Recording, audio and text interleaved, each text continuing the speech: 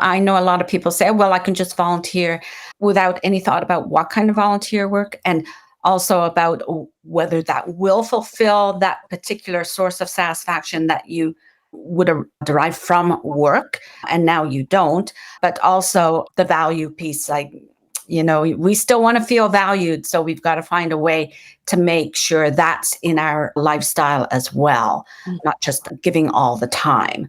So moving from status, are there other actionable tips that you could provide for thriving post-career? Yes, definitely. I think the first thing is to not leave this next chapter to chance. Like any good journey voyage that we go on, it requires a plan, a bit of an itinerary, let's say, to use a travel analogy. So number one is to not leave it till the last minute or to wait and regret that you retired, which is quite often what happens. People wake up the next day after the retirement party and say, what did I just do? So important to have a plan. So that would be tip number one. Tip number two would be to work with a coach. And I'm sure many of the executive women listening have worked with executive business coaches. Maybe if they're athletic or they want to be physically fit, they work with personal trainers. So having a retirement planning coach, I think, is equally important as having coaches in other facets of life. Let's face it, everyone who's super successful has had coaching. So I think that a lot of the pitfalls that we talked about earlier can be avoided if people work with a professional in this area. Yeah. And so I think the third tip I would say is to adopt the right philosophy of life. And to that end, that touches on the first book that I wrote way back in 2014, The Rich Life, Managing Wealth and Purpose. So it's one thing, getting back to your opening quote, it's one thing to have the money to retire, but it's also important to have the purpose.